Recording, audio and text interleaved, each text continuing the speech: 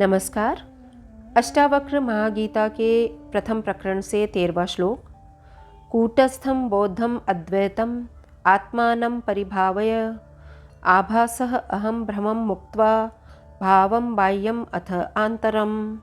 अर्थात प्रतीत रूप में जीवात्मा के भ्रम को और इस भ्रम को छोड़कर कि मैं बाहर हूँ या कि भीतर, स्वयं को कूटस्थ, बोध रूप और अद्वैत रूप विचार कर। यहाँ इस श्लोक में महर्षि कहना चाह रहे हैं, संसार रूपी रोग से मुक्ति के लिए इस बात का प्रतिपादन करने हेतु उन्होंने एव शब्द का प्रयोग किया है। ही अर्थात इसका कोई विकल्प नहीं। इसी मुक्ति के लिए वेदांत के आचार्यों ने विचार को ही औषधि के रूप में माना है। शास्त्रों में दो तरह की विचारधाराएं मिलती हैं। एक वो जो संन्यास की पावन परंपरा से जुड़ी हैं, यानी जिसमें सीधा संन्यास्त होता है, जबकि दूसरी गृहस्थ आदि आश्रमों का पालन करते हुए संन्यास आश्रम में प्रवेश कर मोक्ष मार्ग पर चलने का प्रतिपादन करती हैं। पहली विचारधारा के अनुसार तत्त्वमसि गुरु द्वारा उपदिष्ट यह महावाक्य ही शिष्य को अहम ब्रह्मास्मि की उच्चतम अनुभूति करा देता है, जबकि दूसरे वाले में बार बार श्रवण पर बल दिया जाता है। पहले क्या 10वें तुम हो, इस वाक्य भाग से उस 10वें को अपने विस्मृत स्वरूप का अनुभव नहीं हो गया, यानी उसे बार बार विचार करने की ज़रूरत महसूस हुई कि क्या मैं 10वां हूँ। लेकिन दूसरों के मतानुसार दोनों स्थितियों में अंतर है। दशमस्त्वमसि में त्वम शब्द से कहे गए में निश्चय करने की आवश्यकता नहीं होती, जबकि तत्वमसि के संदर्भ में निश्चय उतना दृढ़ नहीं है। इसीलिए उपनिषदों में ऋषियों ने भी कहा है, श्रोतव्यो मंतव्यो निधिध्यासितव्य, अर्थात श्रवण करें, मनन करें और फिर निधि ध्यासन करें।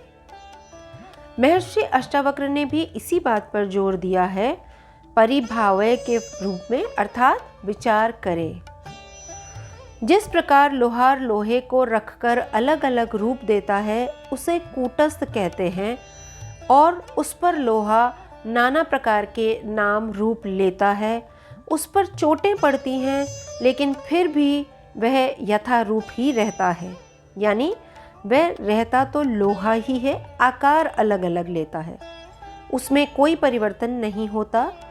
उसी प्रकार जीव की आत्मा है, अद्वैत है वह, उसमें किसी प्रकार का द्वैत नहीं है। यहाँ हमें यह समझने की ज़रूरत है, अद्वैत यानी उस परम तत्व से एक है, अलग नहीं है। ऐसे ही हो तुम, ऋषि कह रहे हैं यहाँ पर। इसलिए अपने को प्रत्येक क्षण बदलने वाला, अज्ञान रूप और द्वैत स्वभाव वाला मत जानो। जब हम इस संसार की व्याख्या करते हैं तो हमेशा द्वैत के रूप में ही होती है। अच्छा बुरा, काला गोरा, बंद खुला, आप किसी भी रूप में अगर हमें व्याख्या करनी हो तो हमेशा वहाँ द्वैत स्वरूप ही रहता है। तो महर्षि कह रहे हैं कि तुम आभास रूप नहीं हो, तुम तो अधिष्ठान रूप हो, अर्थात तुम ही आधार हो। स्वयं को परिवर्तनशील, अज्ञान रूप और स्व पर के स्थान पर देखने के कारण तुम्हारा यह भ्रम है। तुम इस भ्रम को छोड़कर कर्मेंद्रियों और ज्ञानेंद्रियों से खुद को न जोड़ते हुए उनके धर्म को अपना धर्म ना मानो। बाह्य जगत और आंतरिक जगत दोनों से विलक्षण आत्मरूप को ही जानो। इस सूत्र में महर्षि ने शिष्य को मैं रूप से इस ज्ञान का अनुभव करने का संदेश दिया है। तो हम यह देख सकते हैं कि इस अष्टावक्र महागीता में वह से शुरू हुई यात्रा तू या तुम से होती हुई मैं तक आ पहुंची है, और गुरु के शब्दों में बल बढ़ता ही जा रहा है।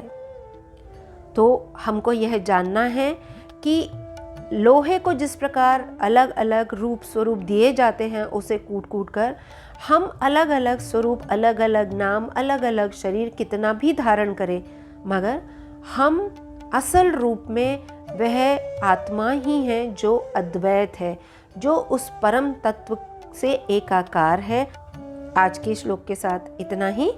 हरि ओम तत्सत।